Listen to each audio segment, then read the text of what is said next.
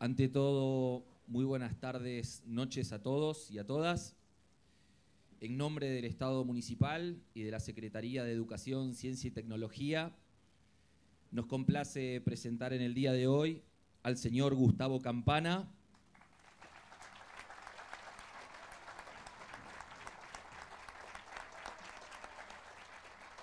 quien hará presentación de su libro Malvinas, 1982, la Cuarta Guerra contra el Imperio Británico. Periodista, comunicador, escritor, subdirector artístico de Radio Nacional. Por otro lado, presentar a Fernando Borroni.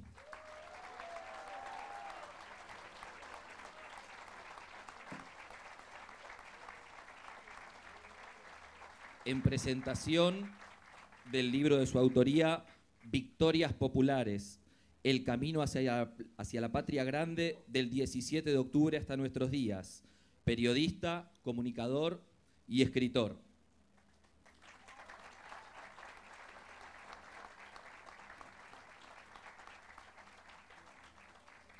Y en último lugar, al señor Víctor Hugo Morales.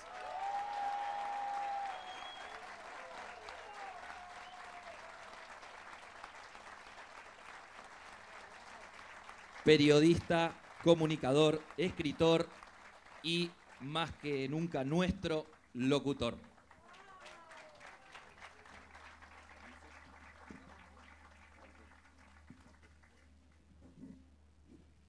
Buenas noches a todos, muchas gracias. Después les vamos a pedir que se queden un momentito cuando termine esta charla para tomar una fotografía con todos ustedes detrás para que nos crean que esto ha sucedido.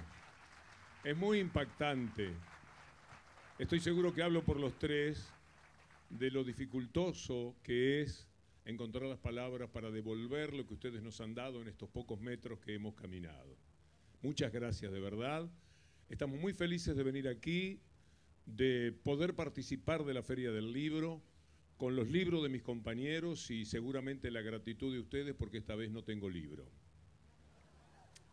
Porque no hubo para esta pandemia. Podría haber traído una obrita de teatro que a lo mejor alguno de ustedes fue a ver en su momento. Bueno, veo que hemos tenido algunos espectadores de la zona.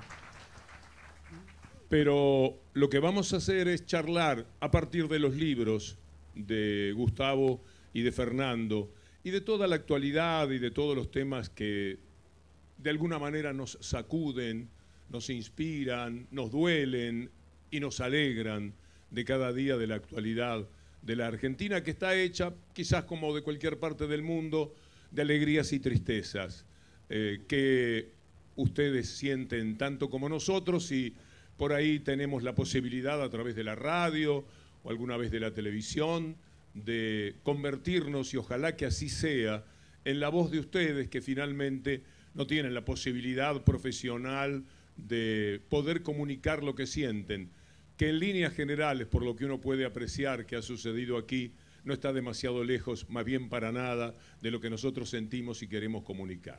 Dicho esto, la participación será de los tres en todo momento, pero vamos a empezar por el libro de Gustavo Campana, un libro sobre Malvinas, escrito con esa transparencia y ese conocimiento excepcional de quien nos provoca tanto orgullo desde el punto de vista profesional de los años compartidos a través de la radio. Así que, Gustavo, adelante con Malvinas.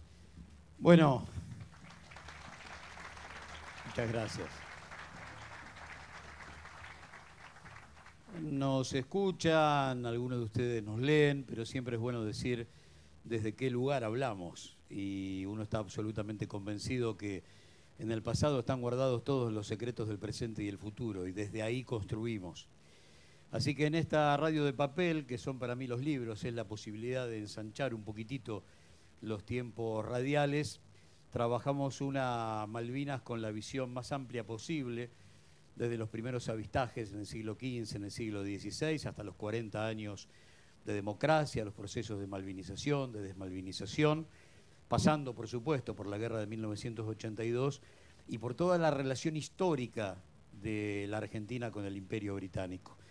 casi como si no hubiera otra forma de poder entender el conflicto si no parto de cada uno de esos puntos, si no termino de entender eso de la Cuarta Guerra contra el Imperio Británico para primero meternos en 1806, el pueblo en armas por primera vez, el Río de la Plata que empieza a discutir política, que empieza a observar que después de 300 años de dominación española y con mucho perfume de Revolución Francesa y sueño de patria, soberanía, independencia, esto puede transformarse en otra cosa. Y 1807 y 1845 la batalla de la Vuelta de Obligado. Por lo tanto, uno después de revisar todo eso empieza a entender, sobre todo para los jóvenes que descubren y para mucho veterano que hay que contarle el cuentito desde había una vez otra vez, empieza a descubrir que siempre fuimos el objetivo, que fueron cambiando la estrategia, pero que siempre fuimos el objetivo. Desde aquella primera invasión, que como tantas, después de la revolución industrial, la máquina de vapor, el fin de la producción artesanal, el comienzo de la producción manufacturera, hay que empezar a conseguir materia prima y básicamente poblaciones que puedan entregarle a Inglaterra la posibilidad de un mercado donde colocar el stock y a su vez, si es posible, mano de obra barata o mano de obra esclava. Así que desde ese momento, desde ese 1806 hasta el presente, fuimos parte de ese objetivo. Hoy la base misilística de la OTAN nos convierte a Malvinas en un enorme problema continental, una base misilística con poder de fuego hasta el sur de Ecuador. Y por supuesto, para hablar de la guerra de Malvinas, meternos en el 1980, 1981 de nuestro país, desde la quiebra del BIR en adelante, la muerte de la patria financiera, la muerte de la plata dulce, una dictadura que vino a cambiar la matriz económica y utilizando al terrorismo de Estado como uno de los factores más importantes para disolver el dique de contención de esa política que venía a traer una suerte de patria rentística financiera por encima de esa patria que teníamos hasta ese momento con trabajo fabriquero a 3 turnos, con el 47-48 del Producto Bruto Interno para los trabajadores, 2% de desocupación y 6.000 o 7.000 millones de dólares de deuda externa. Había que hacerla saltar por el aire y para eso aparece el neoliberalismo entre nosotros a partir del golpe del 24 de marzo. Entonces, cuando eso se empieza a morir, empieza también a morir de muerte natural. La dictadura, llegará Viola en lugar de Videla, llegará Sigot en lugar de Martínez de Oz, serán 8 meses lo que va a durar un dictador que se soñó a sí mismo para 4 años, y las 3 devaluaciones de Sigot van a profundizar en 1981, algo que ya no se podía superar. Y entonces llegará el golpe dentro del golpe y el tercer dictador dentro del proceso, aparecerá Galtieri sobre finales del 81 y Anaya, que va a poner sobre la mesa un proyecto que ya había elaborado en 1977 cuando era el jefe de la flota naval y se lo había entregado a Macera para que lo discuta en el marco de la Junta. Ahí nace la posibilidad de encontrar una especie de tabla de salvación para poder, no sé si perdurar, pero sí para poder seguir un ratito más y encontrar en la salida democrática a un pichón de la misma dictadura. Y nos vamos hasta febrero del 82 y el asado de Victorica, el asado más grande del mundo, donde Galtieri se propone como el candidato, como la salida democrática, muy entre comillas, después de la dictadura militar. Pero hay que acelerar los tiempos, porque ya esto no da para más. Pero también habrá que observar cómo fue el 1980 y el 1981 de Gran Bretaña, donde ya el propio Partido Conservador le pide la renuncia a Margaret Thatcher, donde los 2 portaaviones, los que fueron las naves insignias en 1982, en pleno conflicto bélico, si la guerra hubiera empezado en octubre ya no existían porque hubieran pasado a desguace por un problema presupuestario.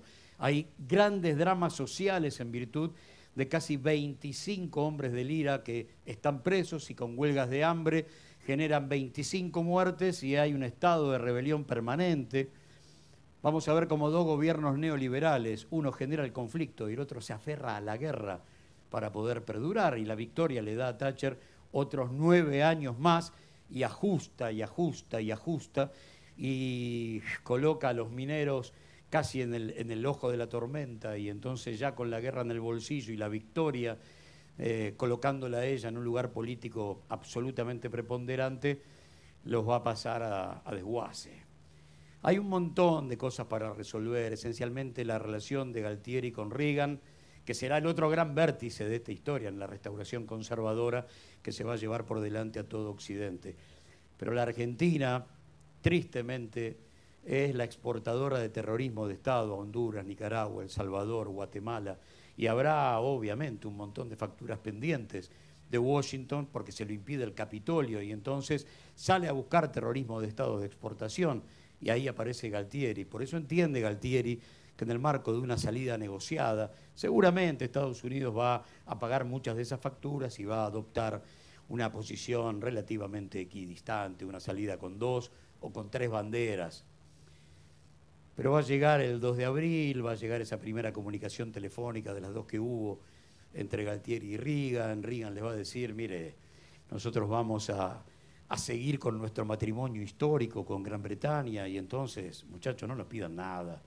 Desde ese momento la Argentina entiende que la guerra no es con Inglaterra, la guerra es con la OTAN. Y a partir de ese momento entiende perfectamente la Junta Militar que a través de los misiles de última generación que Estados Unidos deja en manos de Thatcher, a través de todo el combustible que tuvo la Armada inglesa para moverse, cargado en la isla de Ascensión y fundamentalmente con la información satelital, la guerra no es con Gran Bretaña, la guerra es con la OTAN. Seguir adelante implica lo que el Consejo Supremo de las Fuerzas Armadas condenó en 1986, negligencia. Mandaste como carne de cañón a un montón de pibes a encontrar la muerte en Malvinas. 649 en combate, 500 suicidios en los 40 años posteriores. Hay más de 1000 muertes que tienen que ver con esa locura, que como lo dice Alexander Haig en sus memorias, yo hasta con Galtieri podía negociar, Galtieri entendía mucho mejor que el resto, pero el resto con la Plaza del 2 y el 10 de abril había encontrado allí una especie de enorme refugio, un puente de plata con un sector de la sociedad argentina que hasta ese momento era inimaginable, y no se bajan. Son Anaya y Costa Méndez los tipos que no se bajan de ese pedestal. Galtieri va el 22 de abril a las islas, solamente está menos de 24 horas en ese lugar que él acaba de, entre comillas, recuperar. Visita en helicóptero los sectores más conflictivos de la defensa y dice, esto es indefendible cuando se reúne con el Estado Mayor. Bueno, ¿qué hacemos? Resistir. Mientras tanto vamos negociando. Pero a partir del 2 de mayo y el hundimiento del Belgrano se dinamitan todos los planes de paz. Sin embargo, se sigue adelante con esta locura que nos cuesta, insisto, tenemos que ser bastante fidedignos con el número, más de 1000 muertes. No nos quedemos con los 649 que perdieron la vida en el combate. Sumemos también a los 500 que no supieron cómo salir de los fantasmas que una y otra vez venían desde Pradera del Ganso o desde Monte London. Ahí es donde uno tiene que plantear dos cosas. La primera, hablar de Malvinas o de cualquier problema nodal, político, económico y social en la República Argentina, nos tiene que tener como protagonistas, involucrarnos. Basta de esa palabra que tanto mal nos ha hecho, que es objetividad. Somos sujetos, todo lo que hacemos es subjetivo. Por lo tanto, antes que la objetividad está la honestidad profesional. Y defender, como diría Walsh, la moral de la verdad. Listo. Con eso a salvo, seguimos. Pero yo no puedo escribir sobre Malvinas sin estar muerto de frío. Yo no puedo escribir sobre Malvinas sin sentir que tengo el agua hasta la cintura en una trinchera inundada. Yo no puedo escribir sobre Malvinas sin sentir estrés postraumático después de haber pasado una situación límite, seguramente la más importante de todas por las que alguna vez puede pasar el hombre, como es la guerra. Entonces, más allá de todo lo que acabo de decir, más el empréstito de la Baring Brothers, más el pacto Roca-Runzi, más la nacionalización de los ferrocarriles, todo lo que tiene que ver con nosotros e Inglaterra, hay un punto que es central. Podemos tirar mucha data dura hablando sobre Malvinas. Hace falta, claro que hace falta. Linkear a los personajes, a cada uno de esos tipos que anda dando vuelta en esa historia. Les dejo un pequeño rulo hace muy pocos días el gobierno argentino en las Naciones Unidas vuelve a pedir el diálogo que nace con la resolución 2065, aquella del gobierno de Ilia, una mesa, 2 sillas, y siempre estuvimos nosotros y nunca estuvo Gran Bretaña. La historia argentina, que es tan compleja, sobre todo en ese lapso, a partir del golpe de 1955, nos deja un datito de esos que periodísticamente tienen muchísimo valor y que nosotros ponemos a disposición de cada uno de ustedes. El gobierno de Ilia es el que logra esa pelea, pero ya está Onganía en el poder después del golpe de Estado, cuando Naciones Unidas llama a negociar por primera vez. Y el ministro de Relaciones Exteriores de Onganía es Nicanor Costa Méndez, el mismo de 1982. De esas hay miles de historias que tienen que ver con Malvinas, pero salgo de la data dura.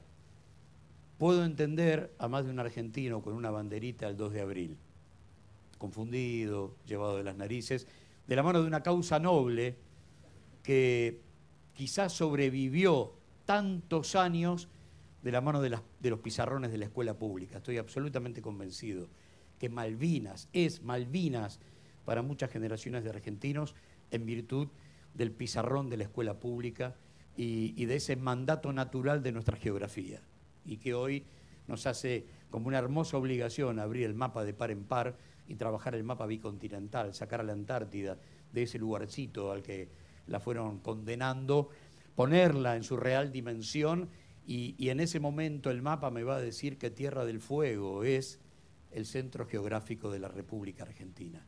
Eso es la República Argentina, esa enorme inmensidad bicontinental. Y tenemos el raro privilegio de estar discutiendo uno de los 17 puntos coloniales que aún quedan a disposición de esa discusión a más de 50 años de la creación de los comités de descolonización de las Naciones Unidas. Pero de los 17, en 11, del otro lado del mostrador está sentado Gran Bretaña. No es casual, se está desarmando ahora de manera mucho más lenta que en la década del 40, el imperio más grande que alguna vez vio la humanidad. Pero, insisto, quiero salir de la data dura. Son millones de datos los que uno puede tirar sobre la mesa. Y puedo entender, retomo, a ese hombre confundido, llevado de las narices, con un clima patriotero, que desde el punto de vista periodístico, la dictadura manejó con mucho perfume triunfalista de lo que fue toda la campaña del Mundial 78, ¿no? El estamos ganando, el seguimos ganando, como si se tratara de un partido de fútbol. Ahora, hay algo que todavía hoy, 40 años después, no puedo terminar de entender. Y tiene que ver con muchísimos argentinos que le deben un abrazo a cualquiera de los compañeros que regresaron. Y como ese dato no es político, es el que más me preocupa, porque tiene que ver con un grado enorme de insensibilidad social. Y sin embargo, con muchos de ellos tengo que seguir discutiendo el futuro, el presente. Todavía están a tiempo aquellos que deben un abrazo. No todo fue la insensibilidad de Buenos Aires o de las grandes urbes, sobre todo de La Pampa hacia el norte, que para ellos la guerra fue un espectáculo televisivo, un espectáculo de medios de comunicación. Quizá nadie lo pintó como Charlie, ¿no? Hagan lo que quieran en el sur, pero no bombardeen Barrio Norte, no jodan acá. Hagan lo que quieran en las islas, pero no bombardeen Buenos Aires. No todo fue Buenos Aires. Y hay un día que yo quiero que ustedes se lleven en el corazón, que es el 19 de junio de 1982. Ese día, casi 4.200 colimbas llegaron a Puerto Madryn en el Canberra. Y mientras iban en el viaje, los milicos le dijeron, cuando lleguemos, cuando se suban al camión rumbo a la unidad militar, bajen las lonas, porque la gente los espera en la vera del camino para putearlos. Los van a cagar a piedrazos. ¿Por qué? Porque creen que ustedes son los responsables de la derrota. Y así partieron los camiones con las lonas bajas, hasta que los soldados empiezan a escuchar aplausos, gritos de bienvenida. Uno levanta la lona y una mujer pregunta, ¿qué necesitan? Y el pibe dice pan. Y es el día que se conoce como el día en el que Puerto Madryn se quedó sin pan. Porque todo el pueblo fue a vaciar las panaderías. Y no solamente eso.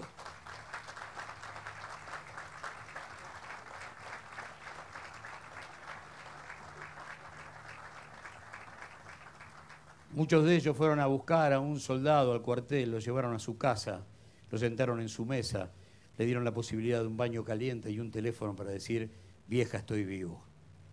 Por lo tanto, hay que meterse en esos pequeños pliegues de la historia para poder terminar de qué estamos hablando. Un tema a resolver todavía hoy, las torturas a los compañeros en las islas, porque la dictadura reprodujo en las islas todo lo que hizo en el continente desde el 24 de marzo de 1976. Desde la censura, desde la tortura, desde la guerra interfuerzas que impidió que pudieran hacer un trabajo mancomunado las tres en un momento donde se las necesitaba. Nos invitaron a bailar y nos dejaron bailando solos. Todos los casos son por hambre. Todos los casos son por afanar una oveja o un paquete de galletitas. Sin embargo, no se registra una sola situación famélica en oficiales o en suboficiales. Hay un solo caso que no fue por hambre y fue por llegar tarde a una formación en Comodoro Rivadavia. Un colimba de Goya, de Corrientes. Llega tarde y el oficial, que terminó siendo un torturador del Campito en Campo de Mayo, ordena estaquearlo.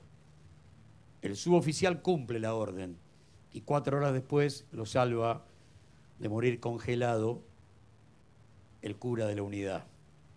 Pero los 3 van a la guerra.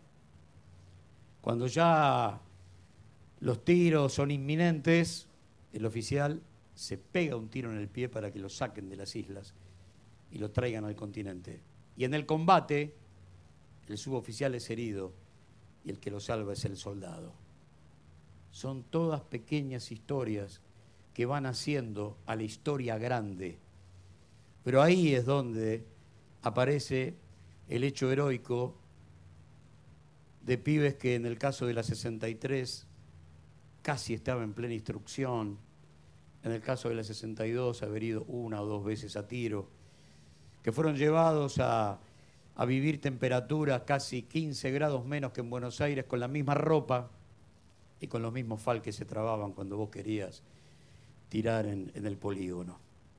Todo eso hay que revisarlo, desde la política macro hasta las condiciones de vida a las que fueron sometidos apenas llegaron, que es donde se enciende el proceso de desmalvinización. Una semana encerrados en cuarteles para darles de comer, porque las condiciones en las que habían vuelto eran terribles. Un pacto de silencio a través de un documento del 601 de inteligencia, donde se los amenazaba con consejo de guerra, si es que hablaban. Entonces el silencio se hizo carne, y muchos hablaron como las víctimas del terrorismo de Estado, no cuando quisieron, sino cuando pudieron. Y algunos pudieron 20 años después, otros 30 años después, y hoy son tipos de 60, casi todos padres, algunos abuelos. Tienen más de 20 años de la edad que tenían sus viejos en el momento en el que llegaron a Malvinas. Y la vida de ninguno de ellos fue igual. Así que si alguno de ustedes, por cualquier motivo, les debe un abrazo, nunca es tarde. Nunca es tarde. Porque la vida de ellos cambió para siempre. Para siempre.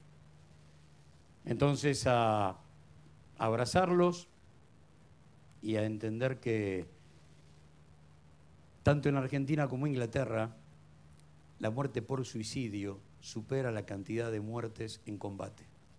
En Inglaterra son 200 y pico los muertos y casi 400 los muertos por suicidio. En nuestro país 649 y se calcula, porque no hay cifras oficiales, sobre todo en los primeros 10 años, que fue el proceso de desmalvinización más agudo, donde se dieron la mayor cantidad de suicidios. Lo que quiero decir para el final es que a veces, como en este libro de más de 350 páginas, el papel no alcanza, pero por algún lugar hay que empezar. Sobre todo porque Malvinas es como una cebolla gigante, le sacas una capa y todos los días hay otra. Pero la historia es una madeja compleja. Si vamos a explicar Malvinas desde, bueno, un borracho que... No es así. Esa es una puerta para no llegar a la verdad. Es más, a ver, nos da una mano la borrachera de Foradori, ¿no? Foradori hubiera afirmado exactamente lo mismo sobrio. No era el problema la borrachera. La borrachera se agrega a esta historia y nada más. Pero Foradori hubiera afirmado exactamente lo mismo. Se hubiera tomado un vasito de agua mineral. Entonces ahí Malvinas se presenta como un capítulo más de esa batalla inconclusa entre el proyecto de país y el modelo de colonia. Vamos a cerrar con una anécdota de la década del 50, 51, 52. El primer peronismo tiene una mirada muy profunda sobre la Argentina del Atlántico Sur. Tal es así que había, hasta la llegada de Juan Domingo Perón a la presidencia, una base en la Antártida. En 1955 había 9. Poblar la Antártida era un proyecto estratégico. Y además construye 24 refugios en toda la Antártida. Un buen día, una patrulla inglesa saca una bandera argentina de un refugio. En el momento en que está por subirse a sus lanchas, llega una patrulla nuestra, un par de tiros al aire, se van, restituimos la bandera y se acabó. 2 días después, el embajador inglés en Buenos Aires va a la Casa de Gobierno y le pide a Perón explicaciones.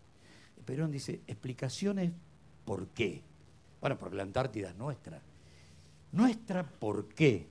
Bueno, porque proyectamos soberanía desde Malvinas. Y Perón le dice, esto me hace acordar a un vecino que la semana pasada me robó el perro y ayer me vino a pedir el collar. Como...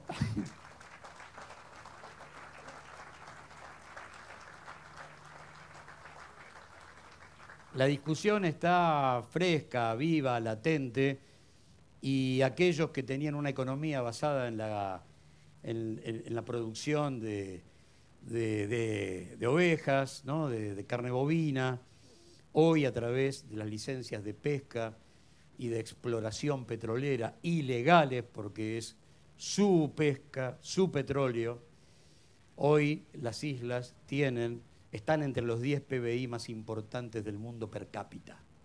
Muy bien. Y ahora sí, para cerrar este tramo. En 1981 pasan 2 cosas que desde el punto de vista cultural es interesante recordarlas. ¿Cuántos pibes habrán ido a ver a Queen a principios del 81 y habrán terminado en los conciertos de Mar del Plata, Rosario o Vélez cantando Dios salve a la reina, como terminaban los conciertos de Queen, ¿no? Qué sé yo, unos cuantos. Pero a mediados de ese año, la emisión televisiva más importante del 81 fue el casamiento de Carlos con Lady Di, en la Argentina. ¿Sí? Bueno, los tipos que no dan puntadas sin hilo arman el derrotero de la pareja real en su luna de miel. Y comienza por el Peñón de Gibraltar, uno de los 17 puntos que todavía hoy restan dilucidarse en el mundo. España pone grito en el cielo. Juan Carlos manda una carta y dice, muchachos, si ustedes no dan un paso atrás, yo al casamiento no voy. No dieron un paso atrás y el tipo no fue al casamiento.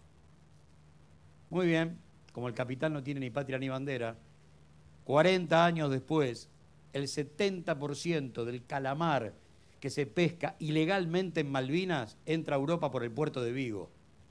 Bueno, muchachos, vamos a tratar de poner en sintonía al Estado-Nación, a recuperar al Estado-Nación, porque si no se dieron cuenta están mandando las corporaciones hace un rato largo, están mandando los mercados. Y ahí tenés otra puja, otra pelea entre el modelo de nación, el proyecto de país y el modelo de colonia. Por lo tanto, Malvinas, cuando hablamos de la guerra, 40 años después, hablamos de presente y hablamos de futuro, como de tantos otros temas en la República Argentina. Bueno, más o menos, así pasaron 350 páginas y hay que meterse en ellas para profundizar. Son disparadores, hay que darle para adelante. Bueno, pueden cambiar la pierna de lugar, es decir, descruzarse de pierna porque uno se queda sencillamente pasmado frente a toda la sabiduría de nuestro admirado Gustavo Campana. Les constará a los que nos han escuchado tantas veces juntos la admiración que despierta este hombre con su extraordinaria sabiduría.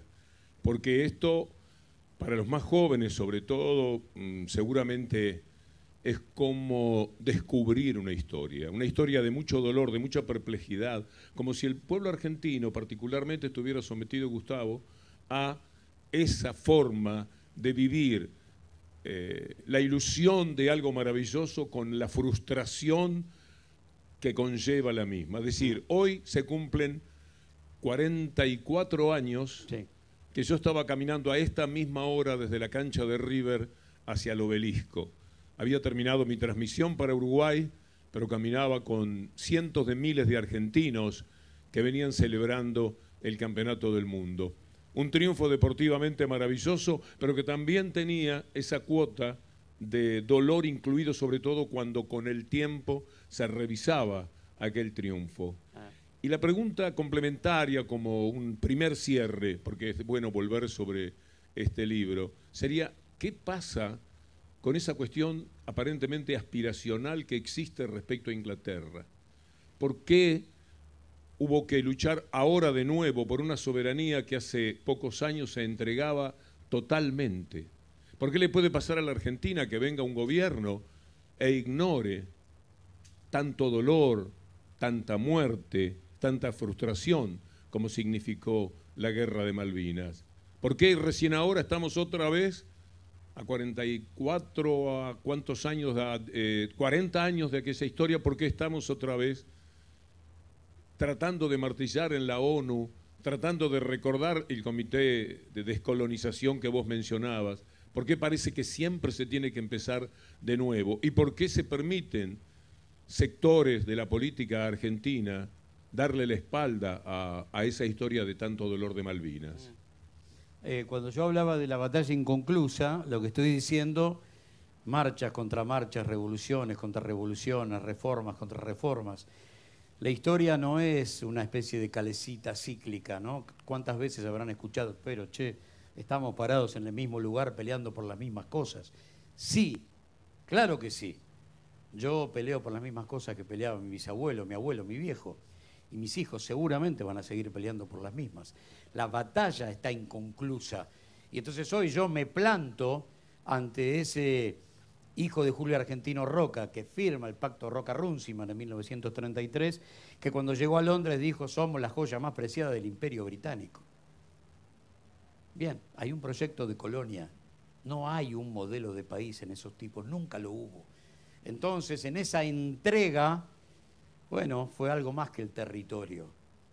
Fue también con la gente y con la riqueza del subsuelo, con la riqueza del mar, entregando el transporte. Cuando se recuperan los ferrocarriles a través del primer peronismo, no solamente la vía, sino 2 leguas y media sobre derecha e izquierda y el puerto de la ciudad de Buenos Aires que le pertenecía a los ferrocarriles. Voy a contar una... Con esto cierro para que vean... No estamos apurados, ¿verdad? No, pero es cierto. Pero vamos a contar esto, porque sirve. Yo lo uso mucho para despertar ciertos disparadores. 1953, 14 de mayo. Argentina 3, Inglaterra 1, cancha de River. Primera victoria de la selección argentina de fútbol sobre Inglaterra. El día que Grillo empieza a eludir 1, 2, 3, 4 ingleses de derecha a izquierda en el arco de la Figueroa Alcorta. Se queda sin ángulo. Entonces estos tipos que dicen haber inventado el fútbol también habían marcado una especie de reglamento invisible. Si el tipo se queda sin ángulo, el arquero y los 2 backs centrales dan el paso adelante porque viene el centro atrás. le regalaste el primer palo a un pibe de Domínico con las medias bajas y te la clavó en un ángulo. Los diarios de Londres, al otro día, hablaron del gol del error.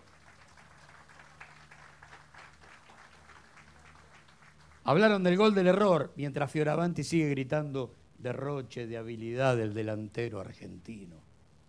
Bueno, muy bien. Cuando vayan a casa, se sientan frente a la compu, buscan Liga Inglesa de Fútbol y busquen el historial de Inglaterra-Argentina. Ese partido no está. No estuvo nunca. No va a estar jamás. Porque no pueden entender cómo los súbditos te hicieron pasar semejante papelón. Los diarios hablan porque el gol de Grillo esconde la majestuosidad de la jugada de Tucho Méndez en el segundo, que es un gol de Micheli, pero la jugada de Tucho Méndez es espectacular. Y los diarios ingleses hablan de un gordito que los volvió locos. No lo pueden asumir. Pero hay un dato que excede lo deportivo ahí. Todo lo que dije no es deportivo. No hay un solo dato deportivo. Es político, absolutamente político. Entonces, cuando te metes en ese pliegue de la historia, que parece que es inocente, que es tonto, que no dice nada, que no aporta nada, hay un dato político que está de pie. Los títulos de los diarios en Buenos Aires, democracia. Primero nacionalizamos los ferrocarriles y ahora nacionalizamos el fútbol. Esos datos de la mano del fútbol, que siempre es, en este punto del planeta, casi la mejor metáfora política en la que nos miramos, es como un enorme espejo político en el que nos referenciamos todo el tiempo, nos da una lección. Inventaron un entuerto, no era la selección, era un combinado que entonces el mismo equipo salió a la cancha de River 3 días después o 2 días después, la lluvia, suspendió el partido cuando estaban 0-0, y ese está en el historial. El 3-1 abajo no. Bien, por lo tanto, ¿cómo no entender que en algunos pubs irlandeses haya gigantografías de Diego y los tipos te digan, este nos vengó 90 minutos, aunque sea 90 minutos?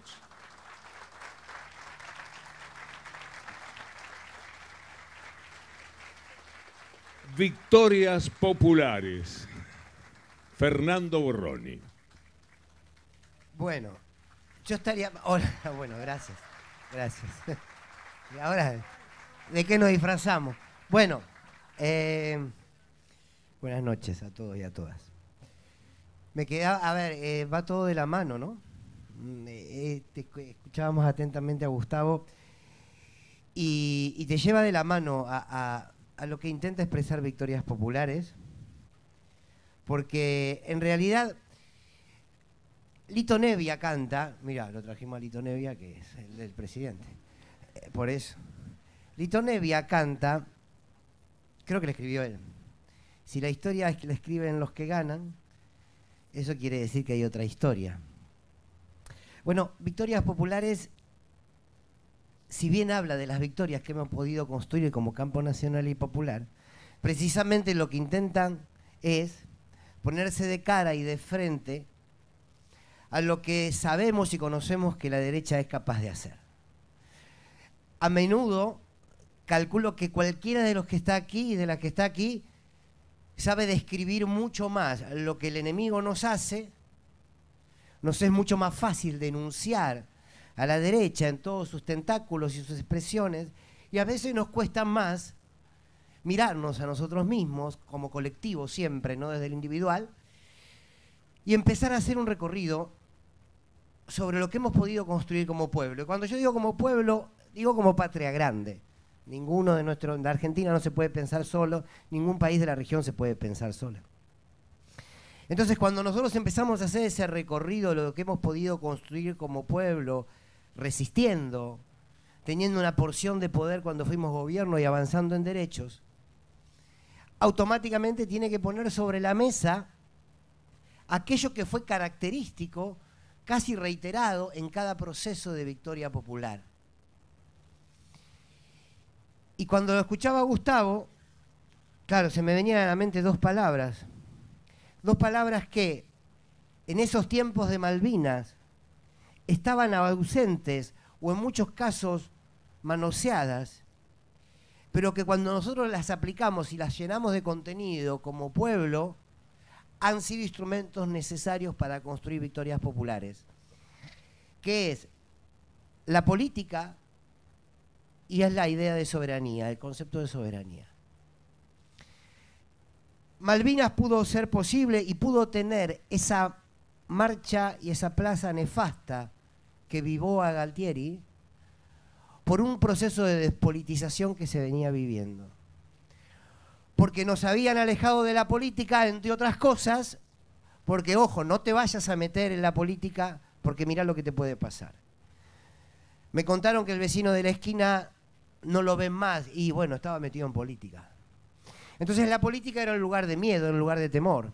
Y el poder dominante lo que hacía era politizarnos, entre comillas, bajo un fanatismo que tenía, por supuesto, una legítima exigencia por el derecho a nuestra soberanía por Malvinas, pero que no era más que un juego del poder para manipular a esa sociedad, que pudo vivar a un genocida.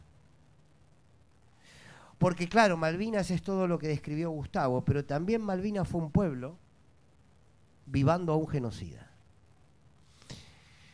Claro, cuando nosotros queremos dar la discusión por la soberanía de Malvinas, automáticamente pensamos qué discusión por la soberanía cotidiana, de las luchas más pequeñas, de cada día damos. Entonces suena bastante lógico la amnesia que tiene una gran porción de la sociedad sobre Malvinas, porque la tiene sobre la cotidianeidad de la lucha por una independencia económica, por una soberanía política, precisamente por confrontar con esos poderes reales que alguna vez construyeron un relato épico en torno a Malvinas para quedarse en el poder y hoy en día construyen un relato que continúa con esa lógica de sometimiento. Y yo me quedaba, y justamente en Victorias Populares, yo hablo de esa plaza. Esa plaza de Galtieri, para mí es una plaza de la vergüenza. Porque es cierto que muchos podían estar allí confundidos. Como muchos lo podemos estar hoy en cualquier instancia política y social que vivamos. Pero fue una plaza de la vergüenza. Y enfrente a eso, podemos ir buscando las plazas de las victorias. ¿Cuántas plazas pueden ser la foto de una película que fue un proceso de luchas que construyeron victorias populares? Miren, algunas que se me ocurrieron y por eso las puse en el libro. La Plaza de las Madres. La plaza de las marchas de las madres, de las rondas de las madres. Esa imagen, en plena dictadura, en la Plaza de Mayo, exigiendo la aparición con vida de sus hijos, denunciando la dictadura. Las madres han sido una victoria popular, no solamente porque enfrentaron a la dictadura en ese momento, sino porque construyeron política y culturalmente un camino de lucha que hasta hoy está vigente y lo seguirá.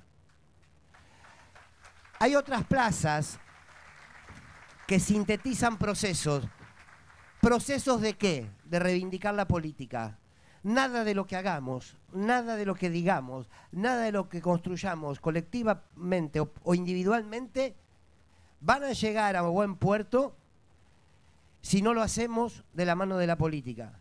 Que no significa de la política partidaria, eso lo puede elegir quien quiera. Una sociedad despolitizada es una sociedad boba. Eso es una sociedad estúpida. Es una sociedad que está siendo manipulada por alguien. Porque todo lo que sucede en nuestras vidas tiene que ver con lo político. Y nosotros vivimos procesos donde en la dictadura la política era, como decíamos hace un rato, un lugar, un espacio de temor, un espacio de miedo. Claro, para muchos también fue un espacio de resistencia, por eso hay 30.000 desaparecidos. Ahora, luego, cuando comienza la democracia, la política empieza a ser un lugar de esperanza. La política era posibilidad. La política era sueño. Ahí estaba Alfonsín, diciendo que con la democracia se come, con la democracia se cura, con la democracia se educa. La esperanza dejaba de ser, la política dejaba de ser un lugar de temor para transformarse en un lugar de esperanza. El gobierno de Raúl Alfonsín intentó, quizás tarde, llevar adelante algunas políticas y la derecha no te regala ni un tantito así. Claro, cuando cae el gobierno de Alfonsín, la política empieza a ser incertidumbre. Y cuando llega Carlos Menem, durante la década infame del menemismo, la política, entre otras cosas, comienza a ser, por un lado, sinónimo de corrupción, sinónimo de frivolidad. ¿Se acuerdan? Menem con la Ferrari, bailando con la odalisca. ¿Y para qué te vas a meter en política si con $1 y $1 es lo mismo y te puedes ir de vacaciones, y te puedes ir afuera, y te puedes comprar todo en cuotas? ¿Para qué te vas a meter en política si está todo resuelto? Si mi economía a priori parece que está resuelta. Entonces la política entra en 10 años en un proceso donde un sector que se constituye como clase política gobierna la Argentina, remata la Argentina, regala la Argentina. Mientras tanto, todo parecía estar a flote porque $1 valía $1. En el 2001, la política vuelve a ser mala palabra y la política pasa a ser hartazgo. Tal fue el hartazgo que seguramente todos y todas los que estamos acá habremos gritado el que se vayan todos. Porque la política ya parecía que la dictadura era miedo y que la democracia de Alfonsín, la verdad que fue un intento que quedó en la nada. Para el menemismo fue esa clase política con la que se robaron todo. Se pierden los partidos políticos y meten la mano en el bolsillo en la clase media y todo estalla. Y nace el que se vayan todos. Y alguna vez lo escuché a Gustavo decir algo, brillante como siempre, pero esta está mejor, que era que en el 2001, lo vemos ahora, ¿no? Gritábamos que se vayan todos, pero lo que en ese momento parecía un gran acierto del pueblo, en realidad le faltaba un capítulo. Nosotros le gritábamos que se vaya al poder político, no le gritábamos que se vaya al poder real. Entonces, en el fondo, fue un gran negocio para el poder real el que se vayan todos, porque Mañeto no se fue, porque el Fondo Monetario no se había ido, porque el Banco Mundial no se iba, porque las instituciones de crédito no se iban, porque la cultura neoliberal estaba instalada. Por tanto, nosotros que se vayan todos, sí, bárbaro, que se vayan los políticos. Los 5 presidentes, la política era entonces desorden, pero la política empezó a ser también en el 2001 un lugar de encuentro, y nacen las asambleas. Y empezamos a recuperar la política cuando llega Néstor Kirchner.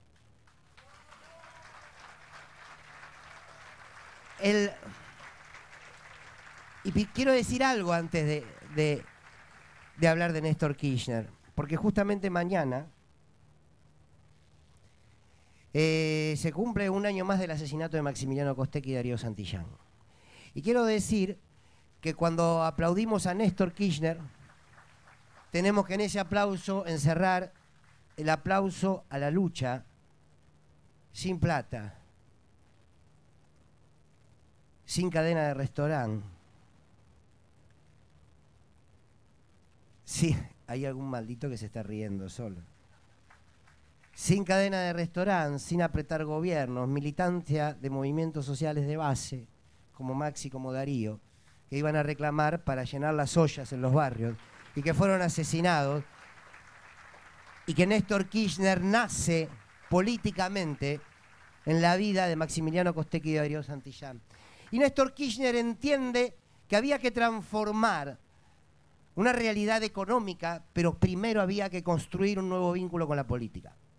Si ese vínculo con la política no se construía, si el pueblo no volvía a tomar la política como un instrumento de transformación, no había cambio posible. Por eso, yo no puedo ni quiero olvidar ese discurso de Néstor Kirchner el 25 de mayo del 2003, que una vez que termina de decir ese discurso, sale del Congreso, llega hasta el pie de una valla y literalmente él se trepa a esa valla y se arroja a los brazos del pueblo. En esa imagen, que terminó siendo un símbolo de su gestión, empezaba un camino de reconstruir ese vínculo, pero lo hizo hasta con su propio cuerpo. Claro, y ahí entonces la política empezó a cambiar. ¿Pero por qué empezó a cambiar? Porque resulta que había aparecido un tipo que nos dijo, che, no es mala palabra la política. Y además lo primero que tenemos que hacer, y lo decía Gustavo al principio, es, ¿desde dónde hacemos política? ¿Para quiénes hacemos política? ¿A quiénes les hablamos cuando hablamos de política? Y Néstor Kirchner ya lo había dicho en ese discurso del 25 de mayo, que fue casi toda una declaración política. Porque en ese discurso Néstor Kirchner dijo, yo soy hijo de una generación diezmada. Nos estaba avisando de dónde iba a gobernar. Entonces ahí la política empieza a organizarse, empieza a tener una clara discusión social. La derecha lo llama grieta, la derecha lo llama fragmentación social, porque lo que mejor quiere, lo que más quiere la derecha es que nosotros quitemos toda posibilidad de discutir política y de negar la grieta. No quiero ofender a nadie, pero yo reivindico a la grieta. Y la reivindico primero porque existe. Y segundo porque reivindicar la grieta significa entender que en la política hay adversarios y en la política hay enemigos. Con los adversarios discutimos todo lo que quieran, al enemigo, diría Eve, ni agua. Pero eso es otra cosa. Ahora, en ese proceso, sí, ahora va a hablar Víctor Hugo. En ese proceso,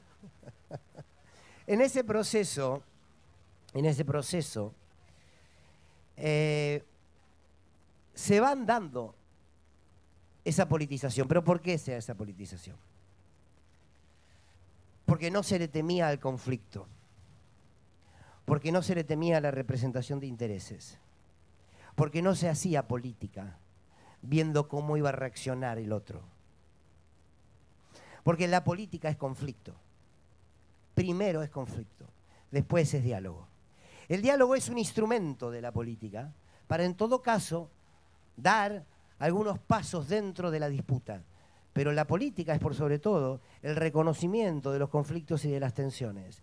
La política es el reconocimiento de decir, estamos parados aquí, defendemos esto, vamos por estos derechos, y enfrente tengo a aquellos que históricamente han construido lo opuesto. Bueno, señores, vamos a confrontar con las normas de la democracia, pero vamos a confrontar. Porque si no confrontamos, terminamos siendo ni más ni menos que actores de reparto que sostienen un statu quo y un orden establecido que nadie pone en discusión. El maravilloso y que en paz descanse José Pablo Feynman decía, cuando le preguntaban qué era el poder, decía, el poder es el orden. El poder es el orden. Aquel o aquella o aquellos que son capaces de construir e instalar un orden económico, un orden en el lenguaje, un orden cultural, un orden sexual, un orden religioso, quien logra ordenar a una sociedad bajo esos conceptos y esos parámetros, tiene poder. Por eso Clarín tiene poder. Por eso Mañeto es poder real. Y otros tantos. Ahora, claro, si Feynman tenía razón, que creo que la tenía, si el poder es el orden, el campo nacional y popular inevitablemente tiene que asumirse como desorden. Y construir ese desorden permanente. Ahora, yo no puedo desordenar aquello que está ordenado si entiendo que la discusión por lo nuevo está dentro de ese orden. No.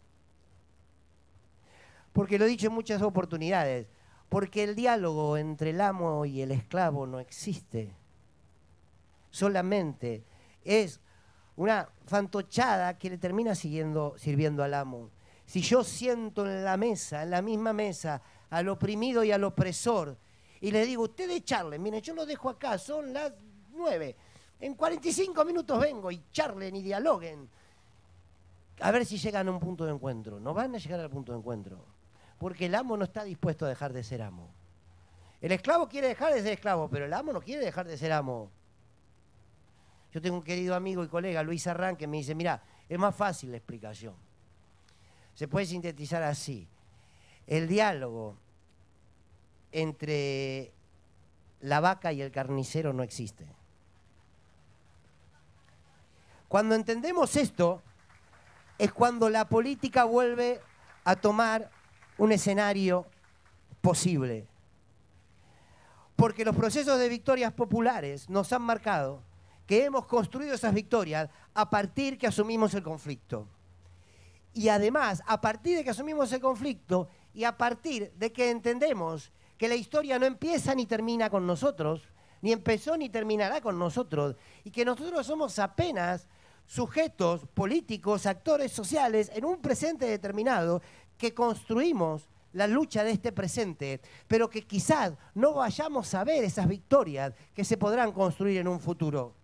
A veces tenemos la ansiedad de que las peleas las damos hoy y en 15 días tenemos que encontrar los resultados. No, no, porque la política no nos ofrece, como si fuese una carta de restaurante, las soluciones. Es mentira que la política es el arte de lo posible. Eso es parte del lenguaje neoliberal. La política es precisamente el instrumento por el cual el pueblo organizado puede hacer de lo imposible algo posible. Y eso lo tiene que entender la dirigencia política toda. Porque si no somos ese statu quo. Entonces, hago el repaso de esas fotos de la plaza. Así todos lo escuchamos a Víctor Hugo, nosotros también lo queremos escuchar. Y que es las fotos de esas plazas que fueron síntesis. Miren, Néstor comienza su gobierno con esa plaza, abrazado a su pueblo.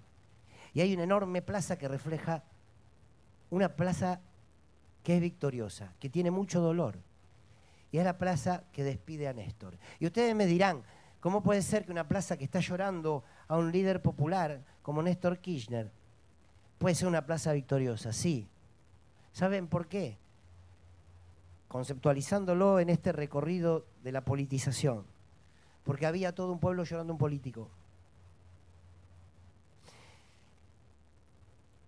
Y yo cuento en el libro algo que me quedó muy marcado y tengo esa imagen hasta el día de hoy, que luego que fui a esa plaza a despedir a Néstor y pude entrar a la casa de gobierno, llego a casa y prendo la televisión pública, cuando la televisión pública tenía cosas para contar.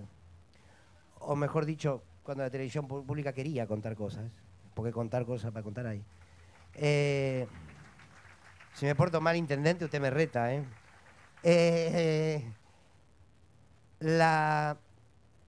Me hice gracioso y me olvidé, ¿te das cuenta? Esa plaza, llego a casa, prendo la tele y veo un colega de la televisión pública que estaba con su cámara y su micrófono y ve allí a un hermano venezolano. De esta Venezuela que es buenísima ahora, ¿vieron que le compramos petróleo y todo? Ahora es buenísima. Y estaba envuelto en su bandera de Venezuela. Y el periodista de la televisión pública lo enfoca y le dice, dígame por qué está acá. Y el venezolano le iba a responder y de pronto se detiene y dice, no, discúlpeme, periodista, yo le pido un favor.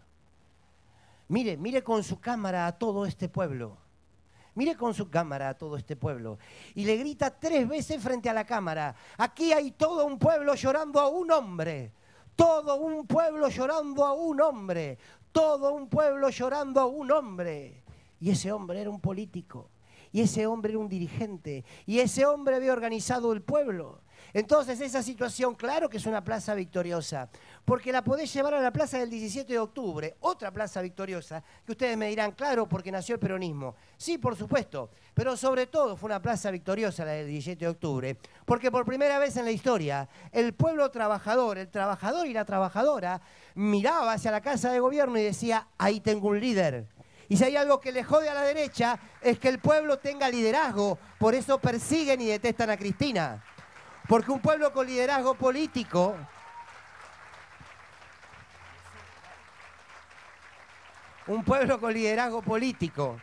es un pueblo que tiene futuro. No me quiero extender, pero hay muchas síntesis de esas plazas. Fíjense cómo cierra el círculo, que empieza con un proceso de politización fuerte, y no por casualidad, de gran avance de derechos. Empieza con ese abrazo de Néstor, tiene, si se quiere, esa imagen de la plaza que lo despide a Néstor. Y cierra el ciclo o esa etapa con el 9 de diciembre y la plaza que despide a Cristina. Ahí había un pueblo que le decía, gracias a la política le había transformado la vida. Era una mujer, sí, pero era la política. Y Cristina Kirchner mismo lo decía. Cuando alguien ven que consiguió un trabajo, que pudo comprarse su autito, que pudo irse de vacaciones, ¿qué decía Cristina? Díganle que detrás de eso estuvo el Estado. Eso es politizar. Eso es politizar, dar esa batalla por el Estado. Y cierro con esta idea, porque al fin y al cabo son eso, ideas. Que nosotros en este presente no podemos permitirnos despolitizarnos. Y estamos en un fuerte proceso de despolitización. Desde los grandes medios, sí. Y lo digo con mucho cariño, y lo digo con mucho amor, y lo digo con mucho... Y esto corre todo por mi cuenta, ¿no? Yo tengo una frase estos últimos tiempos que suena un poquito fuerte, pero bien. Pero me hago cargo. Que, entonces no miren para abajo. ¿Qué es? Corre por mi cuenta. Creo que entre nosotros lo podemos decir, entender, madurar y transformarlo. Este es un gobierno de mierda, pero es nuestro gobierno. Entonces tenemos que con ese gobierno transformar la realidad. Porque nadie en el pueblo se merece llegar al 2023 y tener que meter un voto por miedo a que vuelva a la derecha. Basta de votar con miedo. Votemos en función de lo que podemos construir. Y eso que podemos construir tiene una historia. Ya hemos recorrido esos procesos políticos.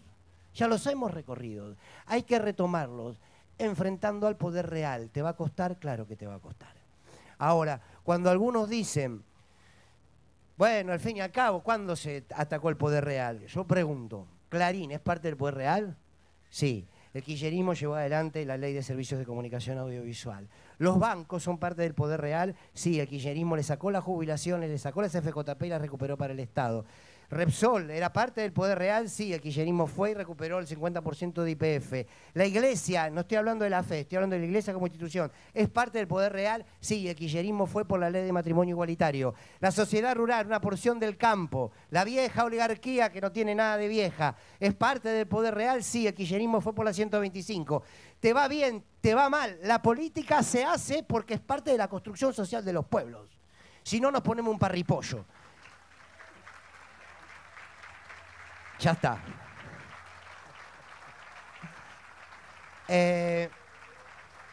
Ustedes dirán, ¿qué tiene que ver esto con victorias populares? Sí, es central, es central.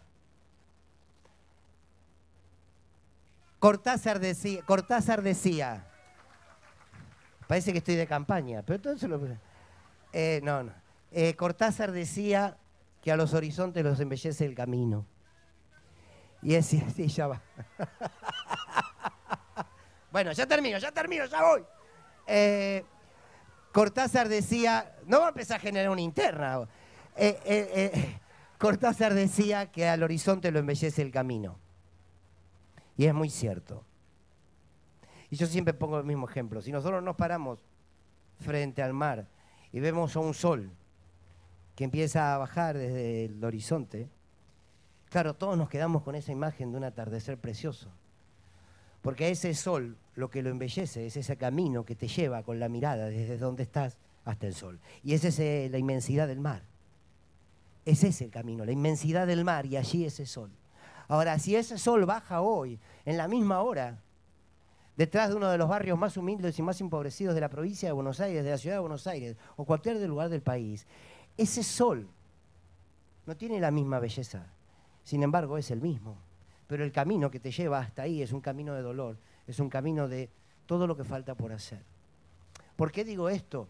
Porque nosotros somos responsables del camino. No sé si vamos a llegar a tocar ese horizonte, pero ese horizonte vale la pena si construimos ese camino. ¿Cuándo? Siempre. Una vez que charlé con Eve sobre este libro, cuando estaba por terminarlo, quise hablar con Eve, y una de las últimas cosas que me dijo en la última charla que tuvimos, yo ya saliendo de su oficina, me gritó, Fernando, poné algo, porque vieron que Eve no te da la opción. Eve te dice, poné algo. Fernando, poné algo. ¿Qué pongo, Eve?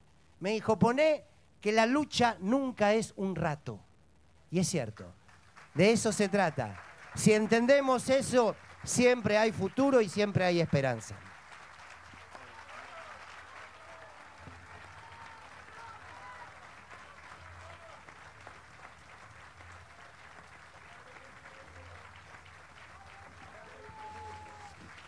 Que hable Víctor Hugo, por favor.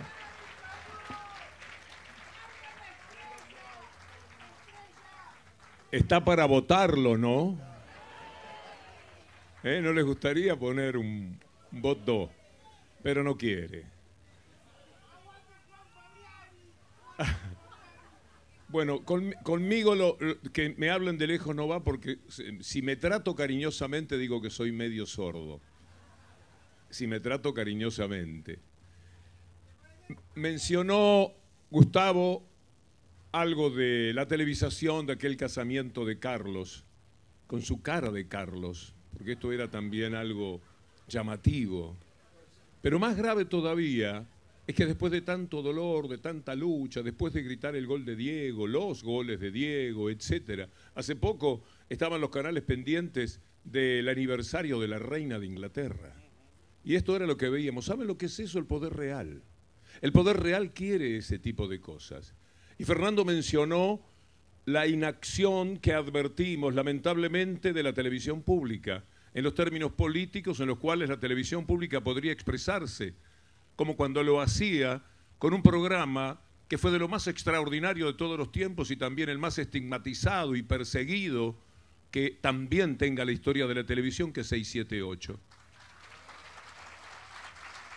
Y justamente da la sensación de que mientras tenemos la transmisión del aniversario de la reina y no tenemos la posibilidad de ver en la televisión pública algo de lo poco que se podría decir desde lo que ustedes necesitan escuchar, porque todo lo que escuchan, prácticamente el 90% en la televisión, en la radio, en lo que leen, es parte del poder real.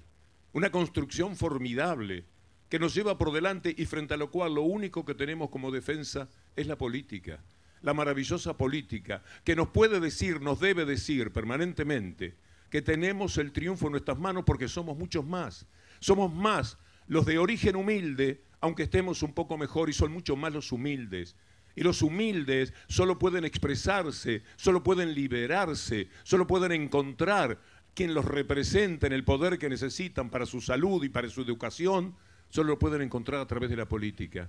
Por eso tenemos que defenderla tanto y tenemos que defenderla de todos aquellos que la opacan cada día de nuestra vida. En 1997, hace 25 años, yo escribí un libro del que estoy orgulloso y al mismo tiempo me siento frustrado, porque es un libro que fracasaba con el tiempo que vino. Era un libro en el que yo trataba de escribir sobre todo lo que estaba pasando en los años 95, 96, 97 en la Argentina, cuando el poder real había dejado a 2 millones y más todavía de desocupados en una población bastante inferior a la que hoy día teníamos. Y hablaba de la construcción que hacía el poder internacional, los grandes grupos económicos, etcétera, para dominar a los gobiernos de cada uno de los países, particularmente al gobierno de la Argentina.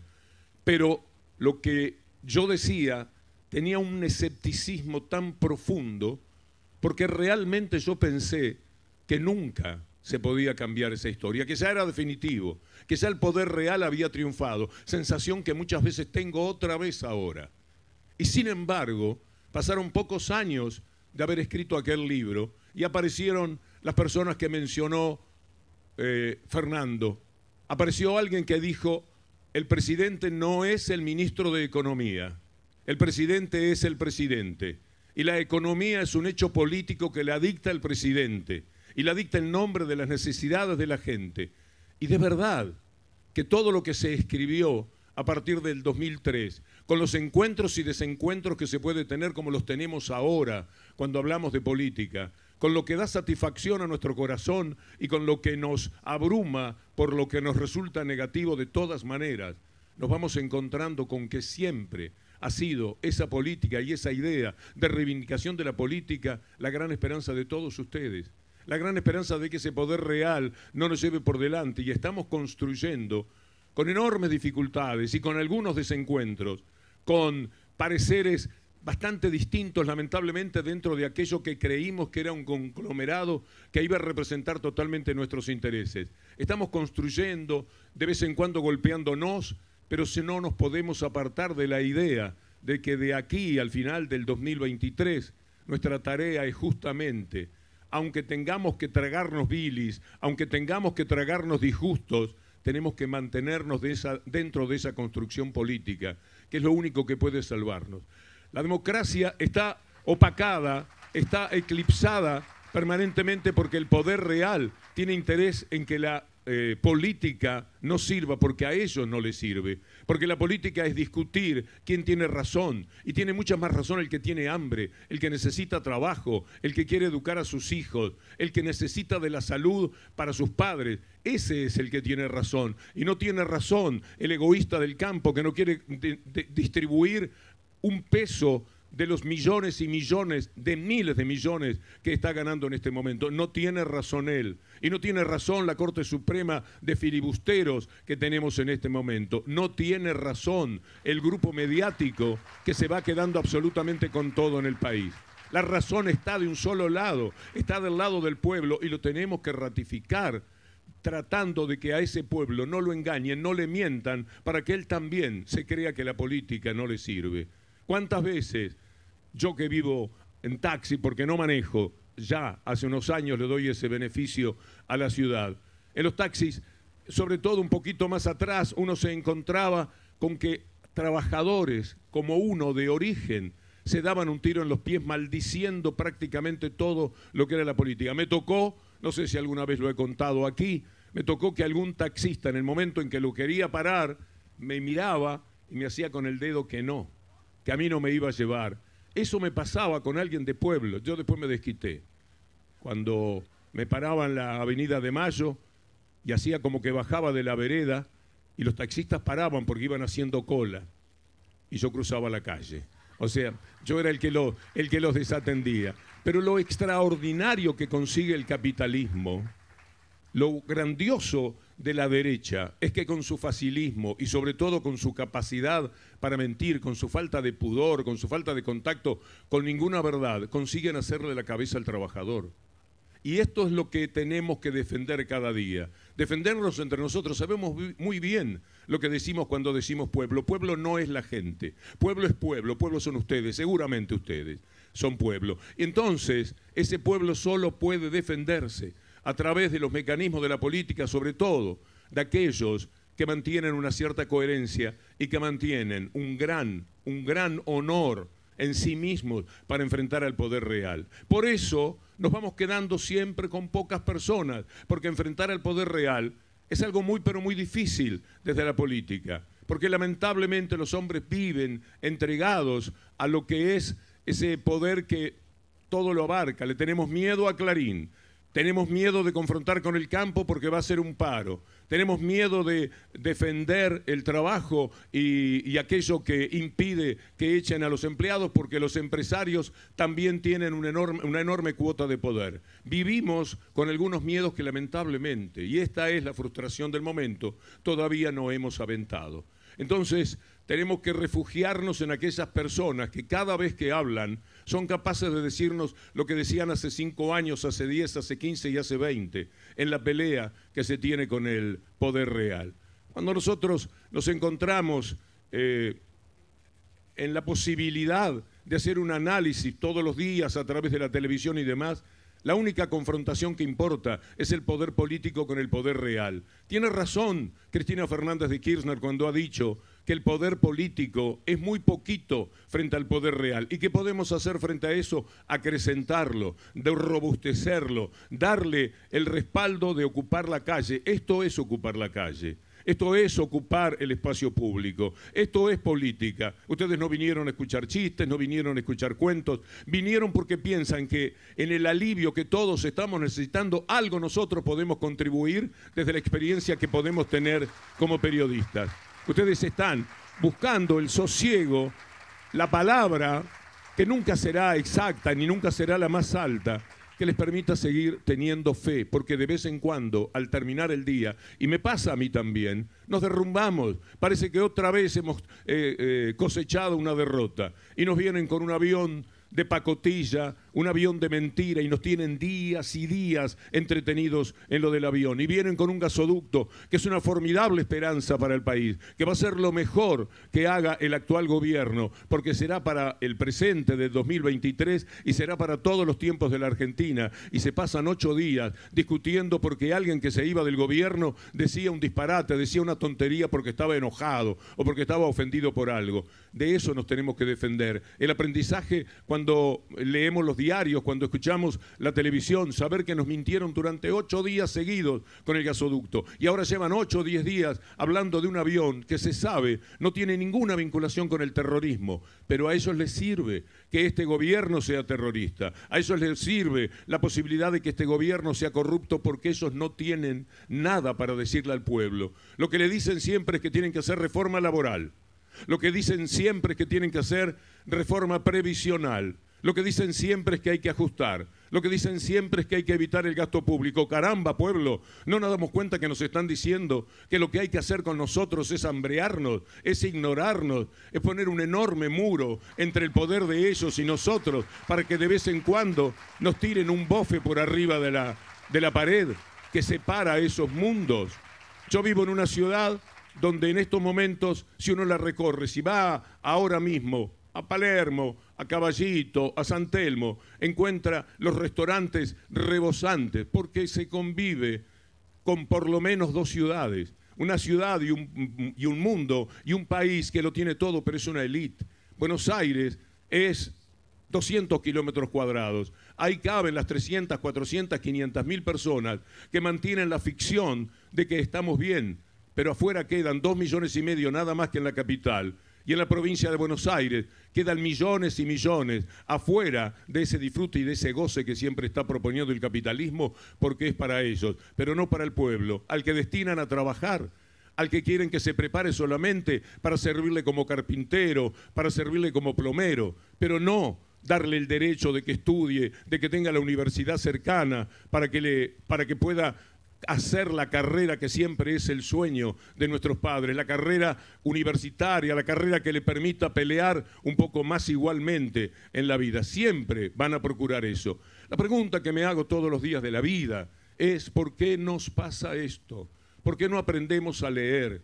¿Por qué nos cuesta entender que la mentira en la que ellos se refugian permanentemente es algo que inmediatamente que la tenemos comprendida, tenemos que luchar contra ella? Y nos viven mintiendo, nos viven engañando, nos viven llevando por delante con los títulos aquellos que después sí se quedan con todo. Nos pasaron años diciendo al ladrón, al ladrón, al ladrón, y mientras tanto nos estaban robando.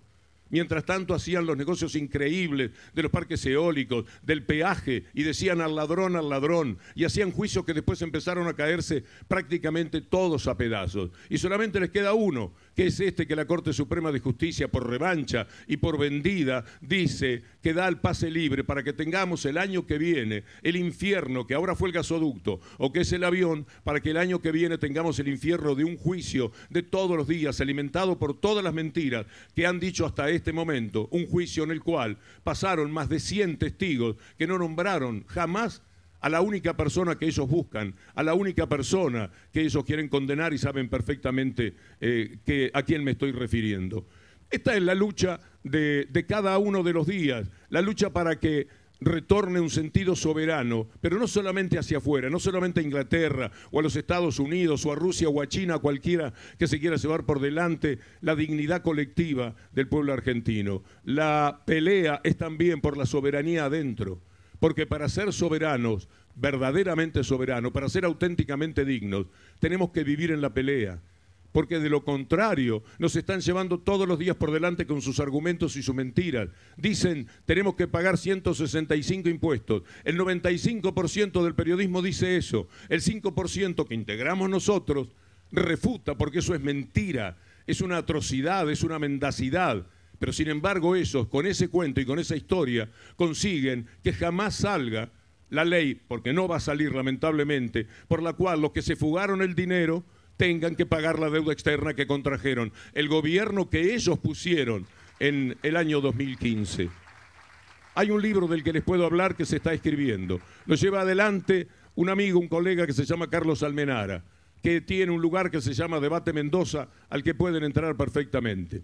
Está un libro prácticamente escrito. Se llama Calendario del Infierno. El calendario del infierno es día por día del gobierno neoliberal de las corporaciones a cargo de Mauricio Macri. Las cosas que nos han hecho en esos 4 años, con ese poder real. Cambiar la Corte Suprema con 2 integrantes elegidos por un tipo que está fugado, por un verdadero delincuente, por un espía, por un sinvergüenza, por un ladrón. Ese fue el elector de 2 integrantes de la Corte Suprema de Justicia. Y los pusieron a los cuantos días de gobierno, a los pocos días. Y nosotros todavía no pudimos sacar a Contegrán, y no pudimos sacar a Casal, y no podemos cambiar a Bertuzzi y a Bruglia, y no podemos cambiar a Irurcio, ni esta es la carga de frustraciones que permanentemente llevamos. Y no podemos poner en libertad a Milagro Sala, que es una verdadera heroína. Bien harían ustedes en buscar, ahora que podemos informarnos, lo que Milagro Sala hizo en Jujuy. No hay una sola persona en la historia de Jujuy que haya hecho lo que hizo Milagro Sala, con el trabajo de su propia gente, con miles de obreros que levantaron miles y miles de casas y que le dieron dignidad a su pueblo. Esa mujer está presa y Macri anda pidiendo permiso para salir todos los días del país porque tiene que dar vueltas por el mundo, gozando de una libertad que ya sabemos hasta qué límite es una ofensa para todo lo que hemos padecido por ellos. Y a los pocos días dijeron se terminaron las retenciones. Terminar las retenciones era sacarle al pueblo una enorme masa de dinero que tenía que estar destinada a las necesidades del pueblo. Inmediatamente tiraron para abajo lo que significa el presupuesto para educación, el presupuesto para salud. Se lo llevaron todo por delante y lo hicieron todos los días. Y teníamos una ley que nos costó sangre, sudor y lágrimas. Una ley que promovió los foros más extraordinarios en todo el país. Una ley maravillosa, una ley que era la mejor ley quizás de la historia de la Argentina, porque era una ley para proteger la democracia, la ley de medios, y la sacaron de un plumazo. La sacaron como si fuera la cosa más fácil del mundo y nunca más se pudo hablar de la ley de medios, nunca más se pudo hablar de adecentar a ese minotauro, ese monstruo ya cíclico que tenemos en la Argentina, ciclopia quiero decir, que tenemos en la Argentina que se llama el Grupo Clarín. Con nada de eso estamos pudiendo. Sin embargo, ¿acaso todo dependa de mayor construcción política, de fortalecer en el 2023 la continuidad de este gobierno en los términos de concepto? No sé si el mismo presidente, no sé si los mismos ministros, pero sí sé que son las mismas ideas, aquellas que sostiene y por las cuales tanto sufre y tanto la mortifican y tanto la persiguen Cristina Fernández de Kirchner. Y es con ese tipo de ideas, es con esa maravillosa búsqueda de encontrar los caminos que permitan que la Argentina mantenga este tipo de poder. Fernando dice no tenemos que votar por miedo, y es verdad, tenemos que votar por convicción. Y la convicción está ahí, sobre la mesa, es muy fácil, lo dije antes y no quiero ser redundante. La convicción es que es mucho más el pueblo que la élite. Somos mucho más los que pensamos en pueblo que los que podemos sostener una élite. Y por lo tanto no podemos perder, no deberíamos perder. ¿Y por qué perdemos? Porque la democracia, que es la elección de esa forma, a través de elecciones de sus autoridades, esa democracia está opacada. Permanentemente la atacan, la eclipsan, la anulan, con la idea de que los políticos son los que no sirven, para que se pueda instalar un político tipo Milei, para que se pueda instalar un político de tipo y cualesquiera de los que ustedes busquen en la derecha, aquella que parece un poquito menos severa, menos mano dura. Ya no les queda prácticamente nadie porque se van corriendo tanto, pero tanto a la derecha, que por lo consiguiente cada vez es más fácil advertir qué es lo que quieren.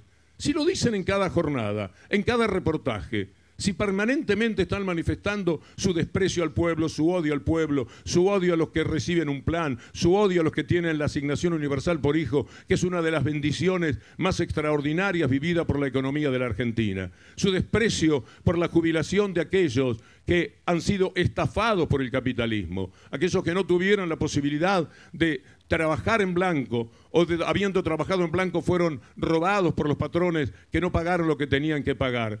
a esa gente, ellos la quieren dejar afuera. Siempre quisieron dejarla afuera, por eso se quejan. ¿Qué pasa? ¿Qué hacemos? ¿No envejecemos? ¿Matamos a los viejos? ¿Nos matamos? ¿Nos suicidamos? No. Tenemos que defendernos. ¿Quién puede defender? ¿Quién puede tener el concepto? Este que se tiene que renovar ahora, y es un gran desafío para el Poder Ejecutivo. Esta moratoria que tiene que aparecer inmediatamente en julio para que cientos de miles de mujeres se puedan jubilar, porque si no, no se van a poder jubilar, porque van a cumplir 60 años, pero no van a tener todos los aportes. Y lo que vamos a tener que luchar y exigirle a este gobierno es justamente que lo respete, porque en la dignidad de un jubilado está la dignidad del trabajador que fue. No nos podemos nunca apartar de la idea que no se trata solamente de lo que tiene un jubilado como salario, de lo que tiene a través del PAMI, de los remedios gratis. No estamos hablando solamente de eso. En cada jubilado que nunca había pensado, y jubilada sobre todo, que nunca había pensado que se podía jubilar, a la hora en que lo llaman desde la ventanilla para pagarle su salario, esto es imaginario porque ya las cosas no son de esa manera, pero en el momento que dicen Jorgelina González, y Jorgelina González se pone de pie y camina desde la silla donde estaba esperando hasta la ventanilla. Lo más importante que el sueldo, que el PAMI, que las vacaciones que pueda tener a través del PAMI, es que en esos 4 o 5 metros que recorre vuelva a ser nada menos que persona. Persona integrada a lo que es la sociedad que la quiso dejar de lado.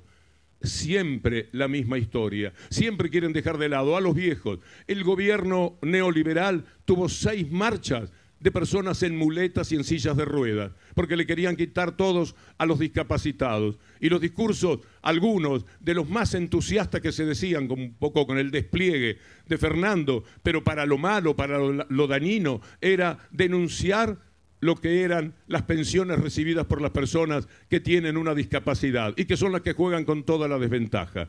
Ellos no quieren ni asignación ni universal por hijo, ni pensiones, ni jubilaciones. No quieren respeto para la gente, para el ciudadano, para el pueblo. Lo que quieren es cosechar permanentemente para la élite. ¿No vemos lo egoístas que son?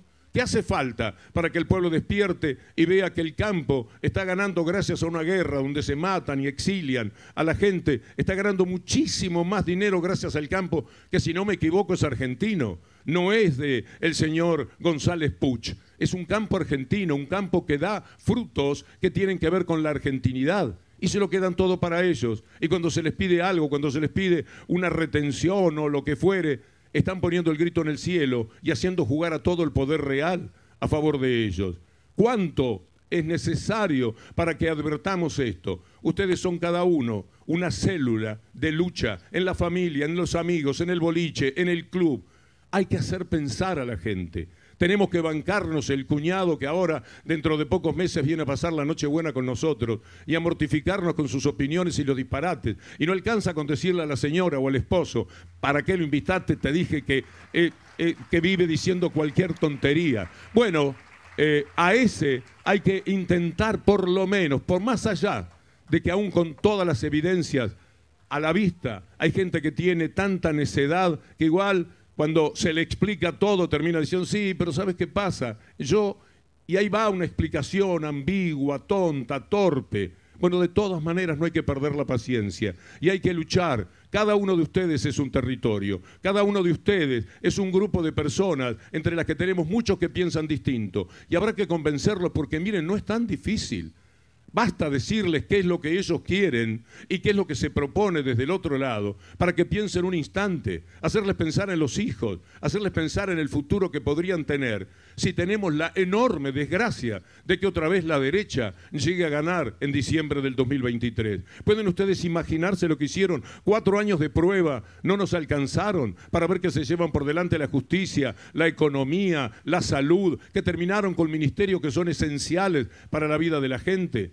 Y que del trabajo lo único que dicen es reforma laboral, caramba. La reforma laboral está hecha en lo que gana cada asalariado. Por primera vez estamos en una Argentina, y duele decirlo, pero también tenemos un gran conflicto internacional. Por primera vez el asalariado que tiene un sueldo en blanco está por debajo de la línea de la pobreza y esto hay que recuperarlo. Y eso mientras tanto, mientras seguramente al gobierno le quita el sueño ver cómo hace para que la gente gane más, ellos están hablando de reforma laboral.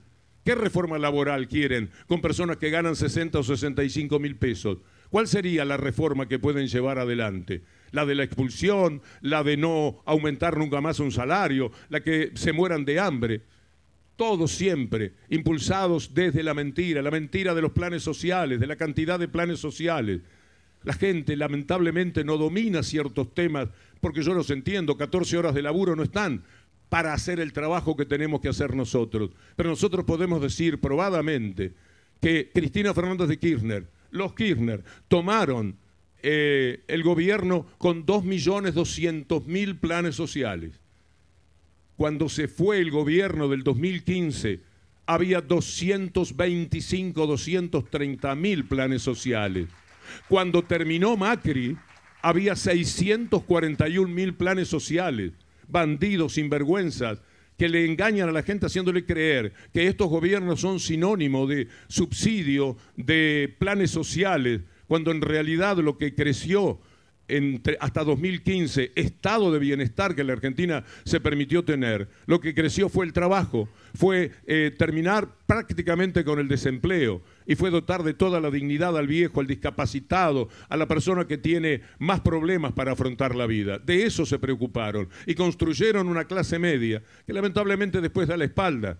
¿Cuántas mujeres conocen ustedes que después de recibir lo que nunca soñaron de la jubilación, estaban enojadas y en contra del gobierno? ¿Cuánta gente de clase media ustedes charlaron en su momento y encontraron con que se había comprado el auto usado que nunca había soñado, muchos el auto 0 kilómetros y tenían vacaciones, etcétera, pero a la primera de cambio, que había un tipo de problemas que aumentaba la nafta y no tenían suficiente para cargar el tanque como lo hacían antes, se enojan porque la clase media siempre quiere más. Es humano, es comprensible. Pero lo que no puede hacer esa clase media es traicionarse, como lo hizo para que en el 2015 ganara esta corte de sátrapas, y no hablo de la Corte Suprema solamente, hablo de todos los que asumieron ese poder real. Poder real más poder político es una desgracia. Poder político versus poder real, aunque sea un poder político menguado para lo que nosotros soñamos, pero luchando para que sea más fuerte ese poder político, es la única esperanza que tiene el pueblo. Cuando ellos son poder real y poder político, se quedan con todo, cambian la justicia, cambian las estructuras que determinan que sigan siendo como son ahora, el verdadero poder. ¿Creen ustedes que el gobierno actual es el verdadero poder en la Argentina? Si no puede hacer absolutamente nada que moleste al poder real. No puede ni siquiera contestarle a Clarín, están atacando al periodismo. No puede decir que quiere retenciones, están queriendo robarnos lo nuestro. Nada se puede hacer frente a la insolencia que tienen ellos para quedarse absolutamente con todo. Yo vengo soñando con que el año que viene acompaño a Carlos Almenara con artículos que completen ese libro que se llama Calendario del Infierno. Y lo que más me entusiasma es el nombre del libro, porque vivimos un infierno. No es necesario dar tantas explicaciones como las que estoy intentando para saber que efectivamente vivimos un infierno. Y el libro tiene, día por día, un verdadero calendario de todo lo que nos hicieron. Y cuando uno va mirando hoja por hoja lo que nos ocurrió, de verdad que parece mentira que podamos estar por cometer el mismo error de creerle a la derecha, de creerle a la élite, de creerle las mentiras y darnos otra vez un tiro en el pie. Esto era lo que quería decirles. Vamos a cerrar con 2 o 3 apreciaciones finales. Si les parece bien, es un poquito tarde, ¿no? Nos hemos retenido mucho. ¿Se quieren ir? Bueno, Gustavo, por favor. Uy, cómo transpiré. Bueno, hoy estábamos charlando antes de llegar acá y un poco intercambiamos conceptos sobre la necesidad de recuperar la épica. Épica tiene el campo nacional y popular porque tiene de qué enorgullecerse.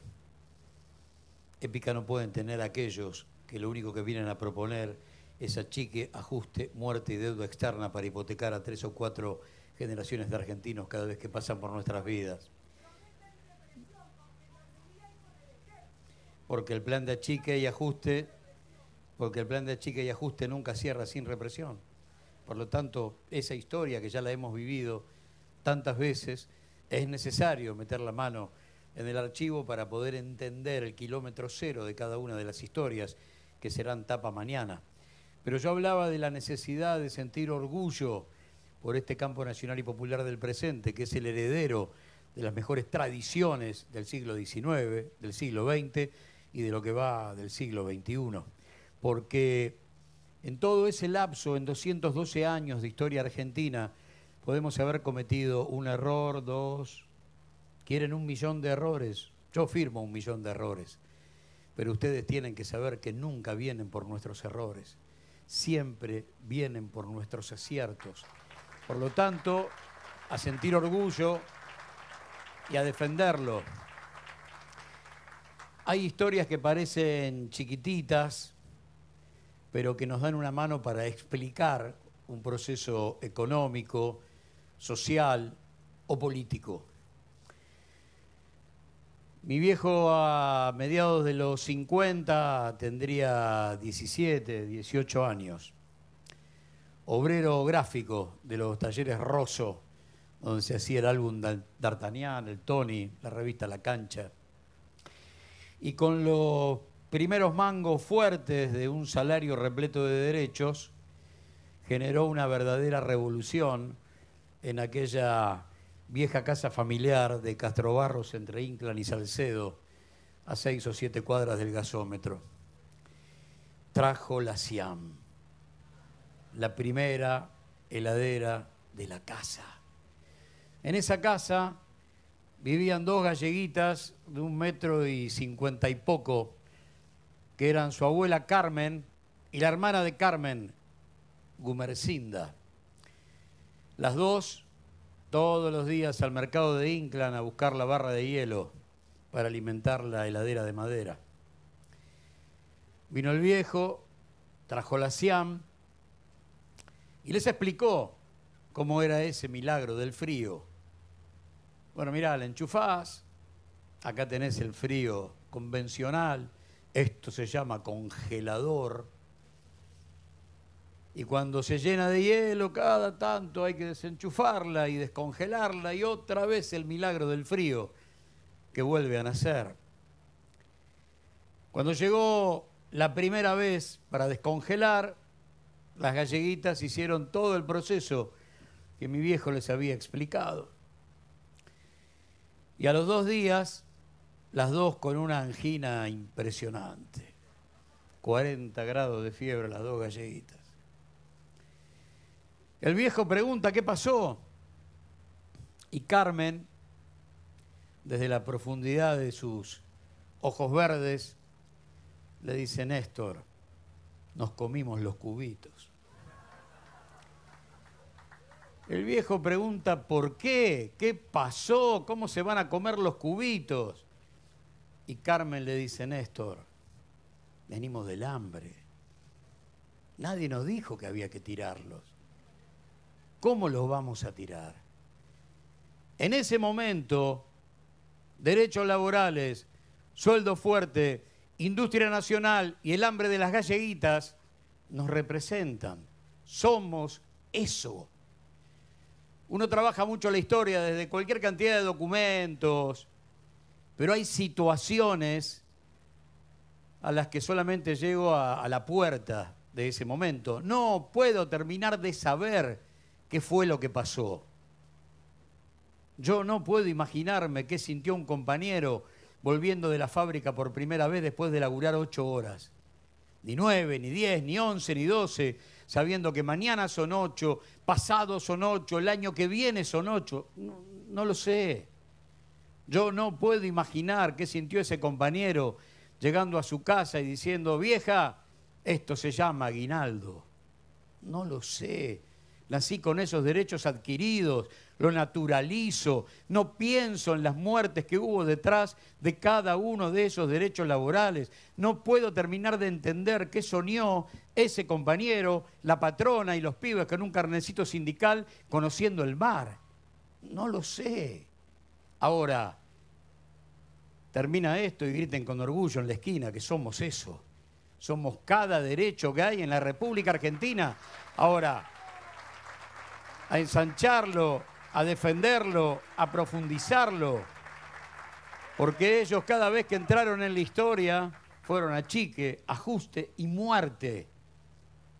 Y si hacemos un repaso rápido, por lo menos del siglo XX para acá, son los 800 cadáveres de los talleres de Bacena pidiendo por las 8 horas de laburo en la Semana Trágica de 1919. Son los 1.400 fusilados de la Patagonia por pedir un botiquín en inglés y castellano, velas y mantas. Son la masacre de Napalpí, son la masacre de la Forestal, son 300 muertos y más de 2.000 heridos en aquella plaza de junio de 1955. Son los fusilados del 56, son Trelew, son 30.000 desaparecidos, son los 39 muertos del 19 y 20 de diciembre de 2001, son Costequi, Santillán, Ferreira, Santiago Maldonado, Rafael Nahuel, Sandra, Rubén, y una lista enorme de compañeros y compañeras.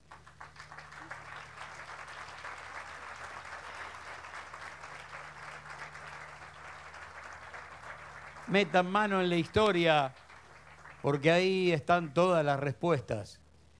5.000 hombres, negros, mestizos, mulatos, originarios, cruzaron los Andes con San Martín. En 1826, en febrero de 1826, 2 años después de la batalla de Ayacucho, la que terminó con 14 años de la guerra por la independencia, volvieron a Buenos Aires 78. Eso es la patria. Para aquel que todavía no lo tiene claro, porque la patria no se ve, no se huele, eso es la patria, que es una palabra que nos pertenece. Decía John William Cook que las oligarquías se apoderan de los diccionarios, te afanan palabras, le cambian el significado a muchas otras.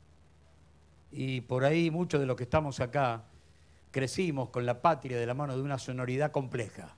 La patria, vestida de verde y castrense, pero puede ser marechal. La patria es un dolor que aún no tiene bautismo. No dormirán los ojos que la miren. Bueno, esa es la nuestra. A ver si la palabra patria les pertenece a ellos. A ver si la palabra soberanía les pertenece a ellos. A ver si la palabra independencia les pertenece a ellos. Entonces, miren hacia adentro. Hoy decíamos en una charla, puta, a veces parece que somos un país donde no hay abuelos. Construyamos la épica, porque se construye sobre la base de nuestra propia historia.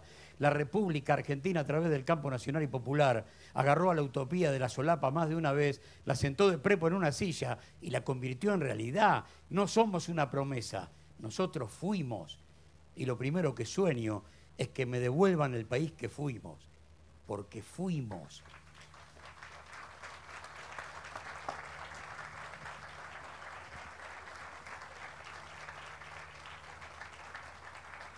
Y como decía Fernando, grieta nueva.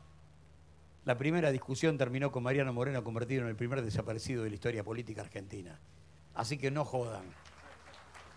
Hay mucho para decir y mucho para enorgullecerse.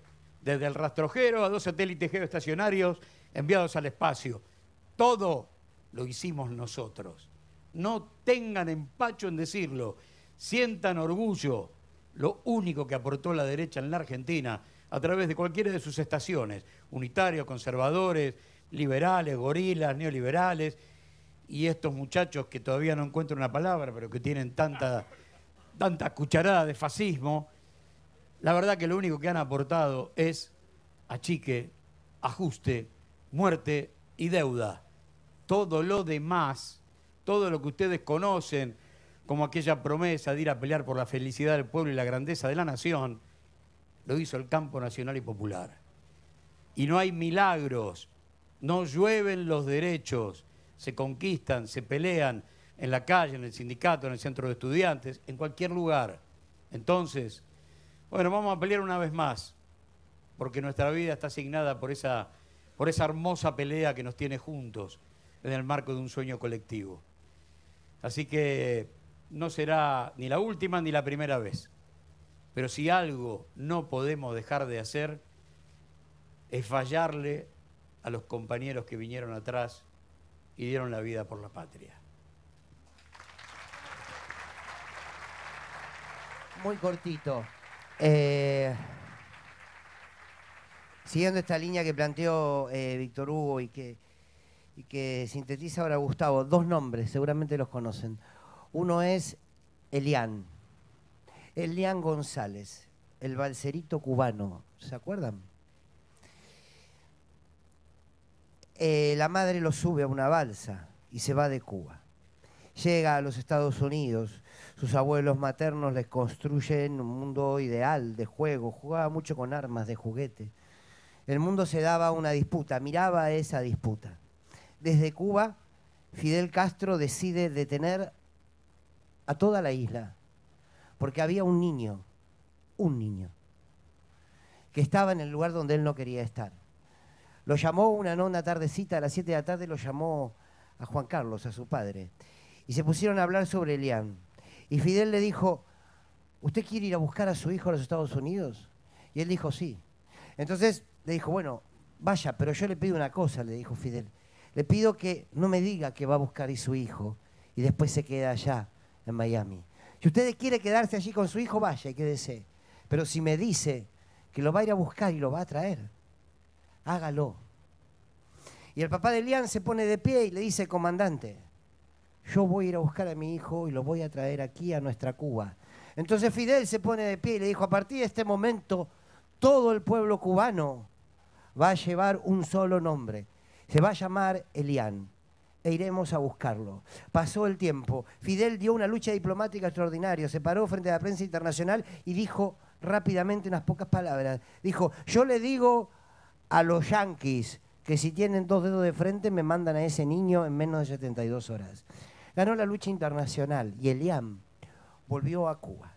El otro nombre es Aylan, casi que le cambiamos 2 letras y suena igual. Aylan es el niño sirio que apareció muerto en una playa de Turquía, boca abajo. ¿Se acuerdan esa imagen? Tapa de todos los diarios.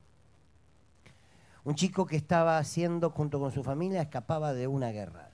Escapaba de la guerra que construye ese poder real del mundo. La diferencia entre Elian y Aylan fue que en un caso un pueblo se detuvo por la vida de un niño y en otro caso un mundo naturalizó la muerte de un niño. ¿Qué quiero decir con esto? Justamente es un libro de Víctor Hugo. La batalla es cultural y la batalla cultural sigue siendo por volver a poner al hombre y a la mujer como centralidad de la política, como centralidad de la economía, como centralidad de la educación, como centralidad de todo. Hoy en día la centralidad es el mercado. La batalla que debemos dar es una batalla política que es cultural y que es volver a recuperar que lo más importante que tiene este planeta es su naturaleza y los hombres y las mujeres.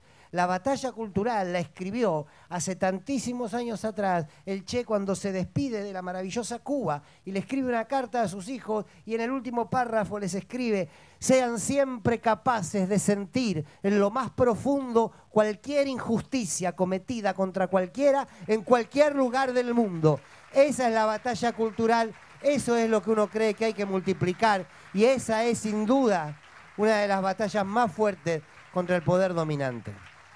Muchísimas gracias, Almirante Brown, por este ratito. Muchas gracias por esta Feria del Libro. Muchas gracias por trabajar para la cultura. A ver. Y me pongo de pie para pedirles la fotografía que queríamos hacer. ¿Tenés cómo hacer una selfie? ¿Podemos hacer la foto? ¿Se quedan así como están un minuto más? Vení. Gustavo, vení. Vení acá. Gustavo, párate acá. Vení. Eso. Gracias. Gracias por esto. A ver. Ay, acá tenemos otro. El fotógrafo. Vamos, maestro.